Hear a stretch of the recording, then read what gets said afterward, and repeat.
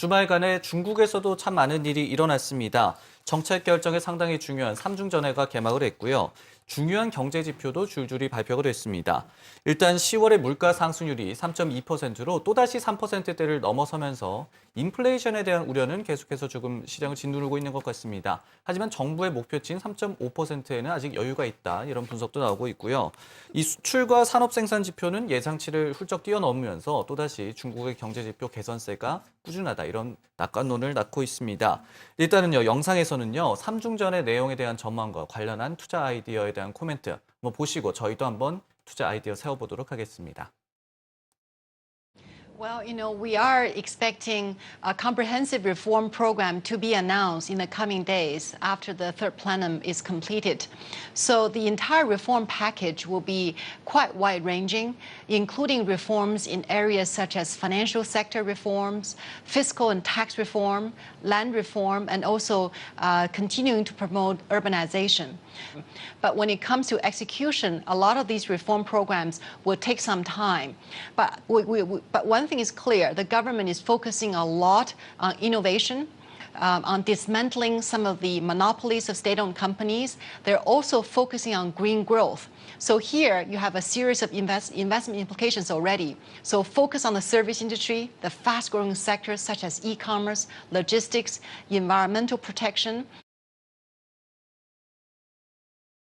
네, 삼중전회에서 광범위한 개혁안이 나올 것이다. 여기에 특히 내수 소비나 친환경, 서비스업 등 관련 업종에 투자하는 것이 상당히 좋을 것이다. 이런 임플리케이션이 정말로 명확하게 나왔다, 이런 말이 나왔습니다.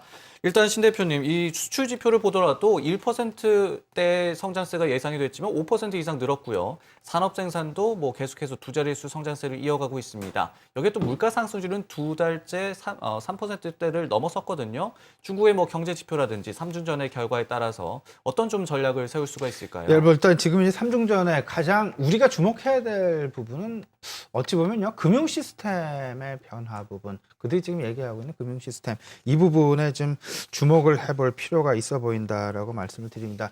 금융 시스템의 개혁을 지금 현재 서서히 지금 중국에서는 추진하고 있다라고 좀 보셔야 될 것 같고요. 제 개인적인 판단은 삼중전의 폐막으로 인해서, 삼중전의 개혁안으로 인해서 실질적으로 우리 시장 내 업종별 변화 부분 그렇게 크게 나타날 것 같지는 않습니다. 하지만 큰 그림 속에서 분명히 분위기의 전환은 유도할 수 있다라는 것, 이 부분 정도 말씀드려봅니다. 박윤경 팀장 생각은 어떠신가요? 신 대표님의 의견에 동의하시나요? 예, 그렇습니다. 더불어서 그 동영상에 나와 있는 내용 그냥 액면 그대로 받아들이는 것도 좋을 것 같습니다. 내수 소비와 친환경 서비스업. 이 중국의 경우 오늘 저희가 이제 11월 11일이죠. 막대 과자의 날이라고 하는데 중국에서는 독신자의 날이라고 합니다. 이 일자가 4개가 섞여 있어서 이 광군제라는 날이 오늘인데요. 작년에 재미있는 그 통계 자료를 보면은 이 추수감사절 쇼핑, 블랙 프라이데이와 이 사이버 먼데이 데이를 합한 이 미국의 소비 금액이 25억 달러로 집계가 되었는데, 하루 동안에 알리바바를 통해서 중국에서 거래된 금액이 31억 달러였다라는 놀라운 통계 자료가 있습니다. 이 중국에서 이 소비의 규모가 엄청난 속도로 늘어난다라는 점이기도 하고요. 우리도 아직까지는 추수감사절 쇼핑 시즌을 우리 IT 업계의 대목으로 보고 있으나 이 미국보다는 오히려 중국의 소비 시장을 봐야 된다라는 그러한 생각도 해봅니다. 이 오늘 동영상에서 나온 내용도 꼭 좀 참고를 해주시고요. 더불어서 계속해서 우리의 건강과도 관련이 있는 부분입니다만 중국의 대도시들을 중심으로 한 이 환경 오염과 관련해서도 이 중국 정부의 경우에는 지속적으로 환경과 관련된 정책을 내놓을 수밖에 없다라는 점, 더불어서 중국의 경우에도 이 노동력의 시장의 감소로 인해서 이 산화 제한을 해제할 수 있다라는 부분도 국내 소비 관련주, 중국과 관련된 소비 관련주들에게는 긍정적인 요인으로 작용할 것으로 보입니다. 네, 신 대표께서 좀 전에 이 중국 이슈는 시장에 조금 영향이 제한적일 것이다, 이렇게 말씀을 해주셨는데, 박현 팀장께서는 또 업종별 어떤 투자 전략도 말씀을 해주셨습니다.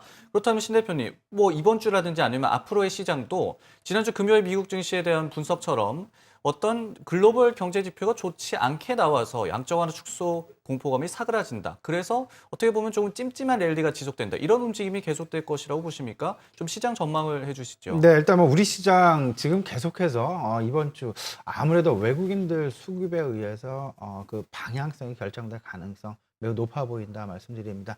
지난주 돌아보면 외국인 한 2,500억 원 정도의 순매도만 있었습니다.